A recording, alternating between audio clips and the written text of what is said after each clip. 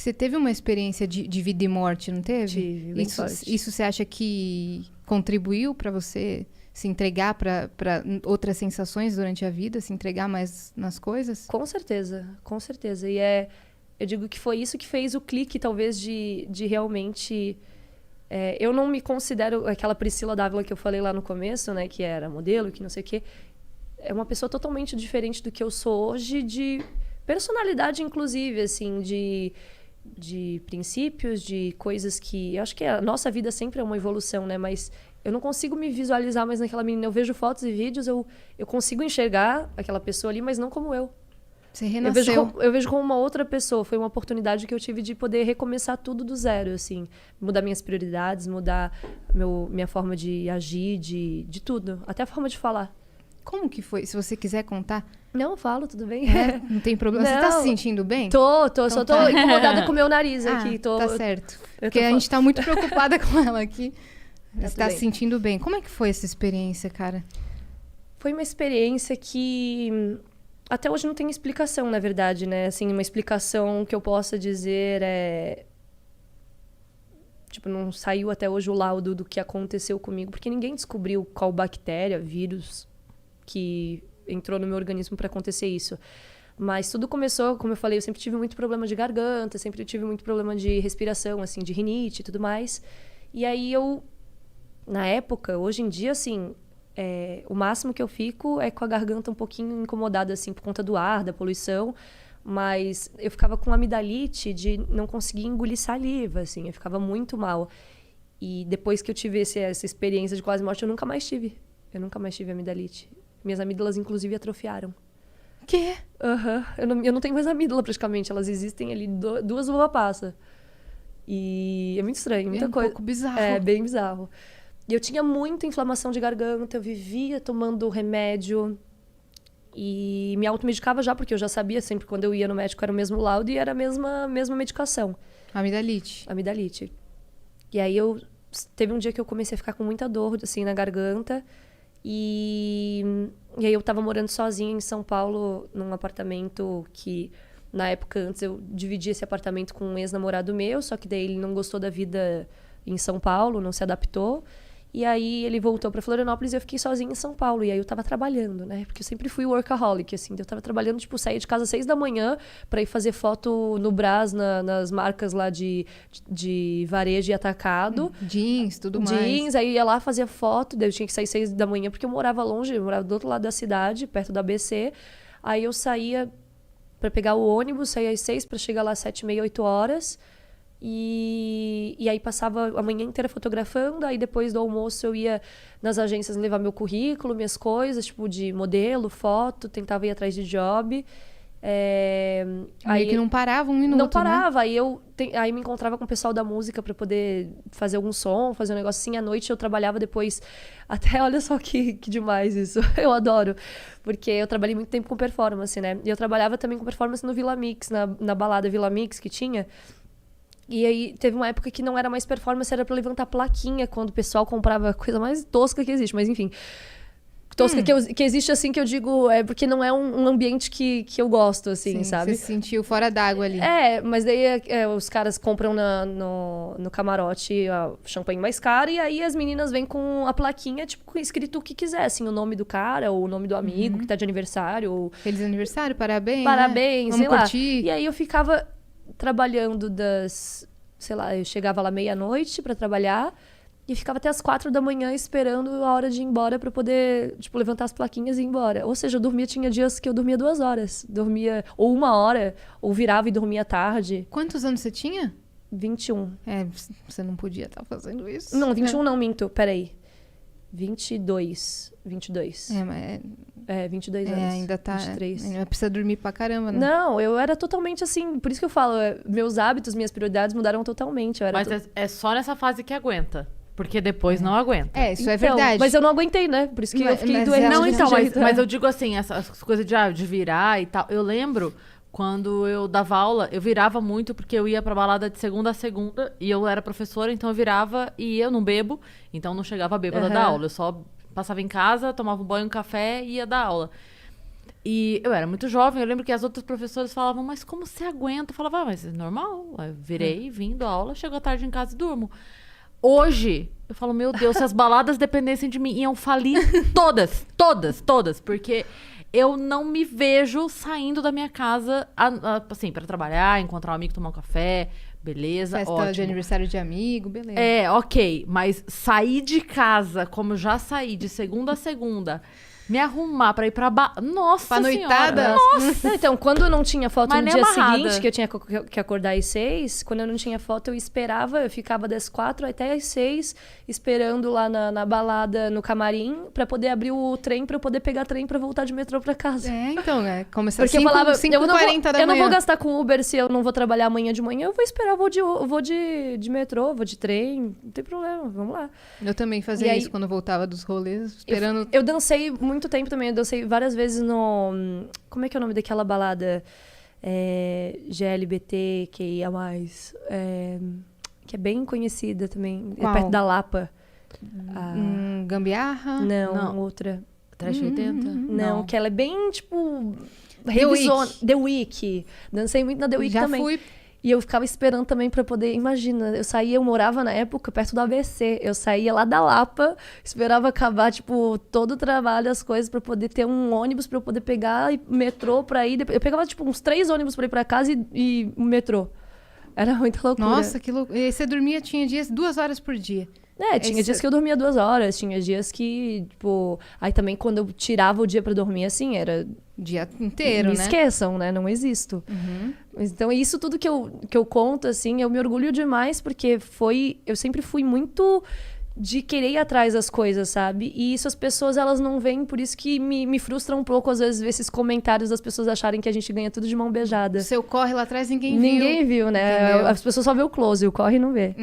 Mas você ia contar da sua experiência. Da minha Aí- experiência. Faz parte disso. Então, faz parte disso, porque daí, por exemplo, eu tava num momento que eu não ligava muito pra minha alimentação, pro meu sono, eu não ligava pro meu corpo, eu não ligava... Só ligava pra... Eu preciso chegar lá, eu preciso fazer algo, eu preciso chegar lá, que eu digo assim, eu preciso ter uma estabilidade financeira, uma vida que, né, eu consiga viver bem. E eu acabava esquecendo de mim. E aí, quando eu me vi com a garganta inflamada lá, tomando medicação que eu sempre tomava, e aí nesse dia eu falei, eu não tô melhorando, eu tô piorando. E aí eu tava sem plano de saúde na época, e no mesmo dia, minha mãe, ela já tava já há muito tempo, desde que eu me mudei pra São Paulo na época, ela já tava, sei lá, uns 5, 6 meses falando assim, minha filha, faz uma carteirinha do SUS pra você, porque você tá sem plano de saúde agora, é importante que você pelo menos tenha a carteirinha do SUS pra caso aconteça alguma coisa. Eu falei, não vai acontecer nada, mãe, minha saúde é de ferro. Aí, nesse dia que eu tava na rua fraca, assim, indo pra casa, eu olhei pro posto de saúde e eu falei, eu vou fazer a carteirinha do SUS. Eu ouvi minha mãe, sabe? Quando você ouve aquela voz assim, Faz, filha. Aí eu entrei lá no posto, tava assim, eu tenho foto aqui, tipo assim, eu tava pálida, boca pálida, assim, parecia que eu ia cair no chão dura. E aí eu fiz a carteirinha e pedi pra ver se eu conseguia já agendar uma consulta, né, com o médico. Era dia, sei lá, 5 de outubro, 4 de outubro. Aí falei, moça, tem um horário aí pra eu poder ser consultada e tudo mais, não tô me sentindo bem. Aí ela olhou na agenda, ela falou assim, olha, tem pro dia 10 de dezembro. Eu falei, até lá, eu já morri. Não dá, tem que ser agora. Aí eu falei, não tem o que fazer, então vou pra casa. Aí fui pra casa, aí sem me alimentar direito, porque eu não conseguia ficar em pé pra cozinhar alguma coisa. Passando mal. Aí deitei, acordei com a cama toda molhada, suando em febre, assim, passando mal, era vômito, diarreia, tudo que era de pior. Você não sabia o que tava acontecendo. Eu falei, eu acho que eu tô com virose, porque eu fui pesquisar e eu vi que tava rolando H1N1 na época, 2016.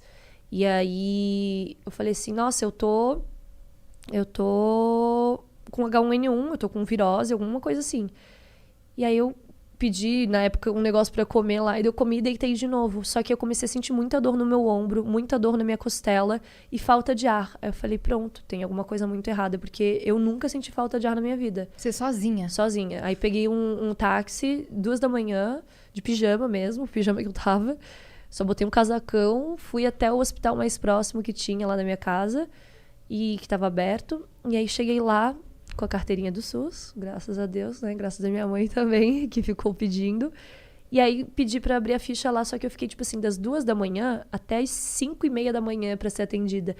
E aí eu tava muito mal, mas muito mal. Sabe quando você quer, tipo, se dobrar inteiro, assim, de dor, de mal-estar? Mas aí eu olhava pro lado e eu via que tinha muita gente muito pior que eu. Tinha, sei lá, gente com o olho caindo, gente com, sei lá, braço cortado. Eu falava, gente, eu tô muito bem. Então eu segurava a minha onda nisso, sabe? Eu olhava pro lado e eu falei, não, eu consigo segurar. Na hora que eu fui atendida, pediram pra fazer raio-x, a chapa do pulmão, as coisas. E aí eu ficava me rastejando pra ir até o negócio lá. Eles falavam assim, ó, você tem que ir até o fim do corredor e aí lá depois você pega a esquerda na primeira sala. Esse corredor parecia que não tinha fim. Ele tinha uns bancos, assim, a cada 3 metros. E aí eu ia andando e eu parava e deitava no banco, porque eu não tinha forças. Aí eu levantava, aí eu andava mais uns passinhos, aí minha pressão começava a cair, eu deitava no outro banco. E assim eu demorei, sei lá, uma meia hora pra conseguir chegar na sala pra fazer o exame. Aí depois de lá, eles viram que eu tava muito mal, pegaram uma cadeira de roda, me levaram até a medicação pra eu tomar soro, né? Que podia estar desidratada, por isso que eu tava mal. Só que eles começaram a furar procurando minha artéria e não acharam. E aí eu falei, eu vou desmaiar. Eu sempre conheci muito bem meu corpo, né? Aí eu falei pra eles, eu vou desmaiar. Só que eu já tava sentada. Aí eles, não, tá tudo bem. Eu falei, não, eu vou desmaiar. Aí a visão vai ficando turva, né? E daí sabe aquele apagão? Sim. Só que aconteceu uma coisa muito diferente dessa vez. Eu já tinha desmaiado algumas vezes na minha vida. Desmaiei, veio o apagão, de repente veio um clarão. Tuf. E aí um monte de vozes, um monte de coisa na minha cabeça, um filme passando, muita coisa passando, imagens passando. Eu falei, morri. Pronto, morri. É mesmo que você vê tudo isso? Eu vi. A minha experiência foi essa. Vi muita coisa acontecendo, tipo, eu não conseguia acompanhar o raciocínio, era muita coisa, muita informação, muitas vozes, muito agito, assim, e uma luz muito forte, muito branca. E aí depois, quando... parecia que tinha sido muito rápido isso, né? Porque foi acontecendo muita coisa assim.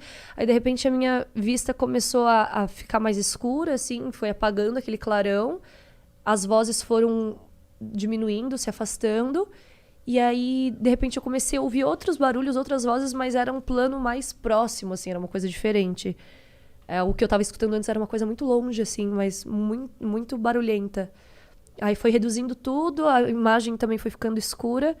E aí, quando eu abri o olho assim, eu tava na sala já de emergência, já tinham se passado alguns minutos, eu tinha sido reanimada com noradrenalina. Colocaram na minha jugular um catéter desse tamanho, assim, eu tenho foto, depois eu mostro pra vocês. Morrido? Eu não sei, eu fui reanimada com noradrenalina, eu acho que eu morri. E pelo menos a sensação que eu tive é que em algum momento eu não tava ali. E aí, a cara de todos os enfermeiros, assim, apavorados, me olhando, falando, você deu um susto na gente. E aí eu fiquei já na UTI direto. E agora vocês estão dando um em mim. Caralho. E aí eu fiquei na UTI direto, fiquei 7 dias, na verdade era pra ficar mais, só que eu pedia, pelo amor de Deus, meus avós vão fazer bodas de ouro, eu tenho que passar esse dia com eles. E aí eu queria sair do hospital, porque eu não tava mais aguentando. E eles, linda, você morreu e a gente te reanimou. Gente, segura a bola. Eu usei fralda geriátrica, assim, pra poder fazer as minhas necessidades nos primeiros dias, que eles não deixavam de forma alguma eu levantar, porque eu não conseguia, não tinha força. Fiquei respirando por oxigênio. Parecia que eu tava com a barriga, eu nunca tinha engravidado, mas na época eu falei assim, parece que eu tô com barriga de grávida, que barriga inchada por conta de corticoide, remédio, inflamação. Eu tava com pneumonia sepse, foi o que eu tive. Que sepse é uma das doenças que mais mata no mundo, né? Porque ela entra na tua corrente sanguínea e vai pegando todos os órgãos. E daí eu lembro que eles começaram a falar umas coisas pra mim, assim, que eu falei, como pode isso? Tipo, meu rim já tava começando a ser... tava começando a pegar inflamação, meu estômago, eu tava com uma gastrite tremenda, não conseguia, tipo, tudo caía super mal. Meu fígado também tava correndo risco, o pulmão todo do lado direito, todo cheio de pus, o esquerdo tava base já começando a pegar também. Eu falo, pra mim isso é um renascimento, não tem outra explicação. Uhum. E até hoje ninguém sabe dizer o que foi. Não tem laudo pra isso. Tipo assim, não acharam o que era. Testaram vários remédios, fizeram um exame de sangue, tipo, de hora em hora pra poder descobrir o que era e nada. E durante essa minha estadia ainda, eu tava super bem, de boa, aqui mexendo no celular. Eu comecei a fazer curso de... Sozinha ainda? Então, minha mãe, eu tive que falar pra ela que eu tava no hospital, mas falei, mãe, lembra que eu tava com dor de garganta? Então, vim no hospital e eles pediram pra eu ficar aqui. Não quis assustar minha mãe, né? Mas aí, obviamente, aí eu tenho um tio e uma tia, né? Que na verdade é o tio e tia da minha mãe, que mora aqui em São Paulo. E aí eles são já mais de idade, e eles foram ficar comigo nesses primeiros dias, só pra me ajudar a levar o que precisava, escova de dente, essas coisas. E aí eles avisaram minha mãe. Minha mãe, ela pegou o carro dela de Florianópolis, ela falou que ela não sabe como ela chegou até São Paulo de carro. Ela veio, tipo, que nem um jato. Nunca tinha vindo, assim, de carro? Não, ela já tinha, mas assim, ela não sabe como é que ela conseguiu chegar até São Paulo, o trajeto, assim, porque ela só ficava comigo na cabeça, né? Imagina. Filha única da minha mãe. Sim. Mas foi assim, foram dias muito intensos. Passei por muita coisa assim que fez eu entender que eu tinha que valorizar mais minha saúde, que eu tinha que ter meu tempo para comer, para dormir, que eu tinha que cuidar de mim. Tanto que foi depois disso que eu meio que virei a vida fitness, assim, que eu te falei antes, né? Que quando eu conheci o Cris, eu tava muito focada, treinava todo dia, dormia o horário certinho, acordava e fazia minhas atividades. Você acordou e falou, vou cuidar da minha saúde, vou cuidar de mim. Vou cuidar de mim. Aí eu comecei a fazer curso de astrologia durante a minha internação, que eu tive um chamado muito forte. E aí também foi uma imersão de autoconhecimento gigantesca, assim, muita coisa. Daí eu comecei a conhecer pessoas que até hoje eu tenho um carinho gigantesco, que me ajudaram no meu despertar, assim, né, nessa nova fase da minha vida. Entender muitas coisas, né, que eu não tinha entendimento. Por exemplo, o que, assim? Por exemplo, o meu propósito de vida. Tipo assim, não é que eu já tenha conseguido alcançar, porque eu acho que enquanto você estiver vivo, você tá em busca do seu propósito de vida. Depois que você alcançar, você já pode morrer, né? Uhum. Mas eu acredito nisso. Mas eu sei qual que é. Sim. Então eu batalho todos os dias por esse propósito. Então, muita coisa, assim, de autoconhecimento mesmo, que eu acho que todo mundo tinha que ter, pelo menos uma vez na vida, um contato básico pra saber o que você tá fazendo aqui, sabe? Uhum. Tá só vivendo, você tá só andando, circulando, é uma alma penada, tipo, não. Claro que não precisa ser uma experiência de quase morte. Exato. Mas alguma coisa que te dê esse estalo, né? Então, mas o que me deu o estalo, na verdade, nem foi a experiência de quase morte, foi esses contatos que essa experiência me causou, sabe? E hoje tá aí, eu tento sempre passar o máximo possível para as pessoas que me acompanham mensagens legais ou pessoas legais para acompanharem, assim, que falam sobre isso, ou eu de certa forma tento implantar a sementinha, porque também não dá para eu chegar com um monte de informação e pá, jogar em todo mundo, senão falar assim, a Azul tá surtada, pirou. Mas aos poucos, né? Aos poucos eu acho que isso é uma das partes do meu propósito, assim, de me comunicar e poder trazer o amor para as pessoas, sabe? O quanto é importante. E é a única coisa que cura na vida. A única coisa que a gente consegue mudar o mundo é com o amor. Parece uma coisa muito clichê, muito boba, mas é muito real.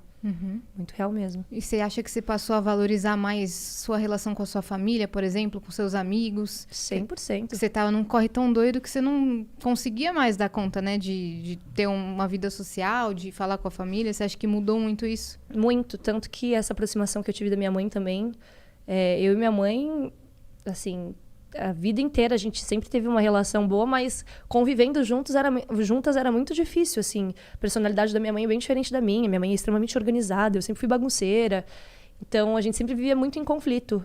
E agora, ter a minha mãe de novo morando comigo, tá sendo uma nova forma da gente se reconectar, assim, de forma madura, sabe? Outra convivência. Das duas terem que se entender realmente nessa vida, nesse plano, e resolvam as coisas que vocês têm para resolver de forma madura, adulta.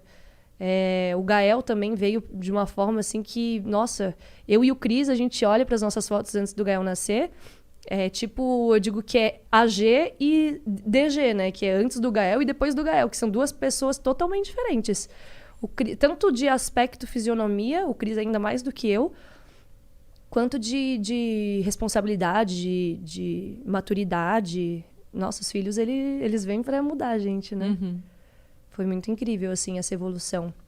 Mas, enfim, aí dentro do hospital, muitas coisas aconteceram, assim, eu tava de boa lá mexendo no celular, estudando minhas coisas de astrologia, de repente começa a apitar a maquininha que tá fazendo acompanhamento da minha batimento cardíaco, começa meu batimento para 18. 18, 19, começa a pitar a máquina vermelha. Pi, pi, pi, pi, pi. Aí eles tentam ver se tem alguma coisa desencaixada de mim, não tem nada desencaixado. Eu tive princípio de parada cardíaca, eu tive um monte de coisa, mas eu tava plena. Eu não tava em nenhum momento passando mal. Seu corpo em pane e você se sentindo normal. Que louco. Muitas coisas, assim, tipo, inexplicáveis. Que louco. Inexplicáveis. E até hoje não tem o laudo da bactéria que foi. Não tem. Que esquisito. Durante ainda muito tempo depois eu saí do hospital, eu recebi alta. Daí na noite que eu recebi alta, eu passei muito mal. Tive que voltar pro hospital de novo. E aí a minha mãe me levou pra Florianópolis com ela de carro, né? Tinha muita dificuldade para respirar, tomando muita medicação ainda. Eu fiquei, acho que mais uns 2 meses ainda, 2, 3 meses tomando medicação diariamente, assim, tipo, sei lá, uns 30 comprimidos por dia para poder inibir a bactéria e deixar tudo estável. Mas foi bem tenso, assim, sabe? Que eu falei, nossa, logo eu... Por isso que eu acho que eu criei esse negócio com o hospital, assim, de eu quero sempre, enquanto eu puder, fazer meus partos tudo em casa. Porque não me vem uma memória boa de hospital, sabe? Pela experiência que eu passei. E... Você não pretende voltar mais? Não pretendo voltar, assim, tipo, a única forma que eu voltei pra lá depois foi pra tentar ajudar de alguma forma, ou retribuir o carinho que eles tiveram por mim e foram super generosos, assim. Eu passei na pele, eu sou 100% defensora do SUS, assim, porque eu passei na pele o quanto eles precisam de, por exemplo, insumos, de coisas de... Às vezes eu tinha que esperar pra tomar banho porque não tinha shampoo pra mim, não tinha coisas básicas que eram pra ser básicas, mas, né? Então... Eu sempre me dediquei muito a isso para, de alguma forma, conseguir ajudá-los depois, sabe? Que hospital que foi? Hospital São Paulo. No Hospital São Paulo. Maravilhoso. Famoso. Muito bom. Nossa, caramba. Valeu, Hospital São Paulo. Valeu, Hospital São Paulo. E, assim, era... como tinha muito estudante lá, né? Era todo mundo muito jovem que estava me atendendo, que estava... E foi muito legal, assim, ver que... Você vê lá no fundo aquela esperança, assim, das pessoas, sabe? De mesmo passando por todos esses perrengues, eles lá dando a vida para poder, de alguma forma, salvar a vida. É muito legal.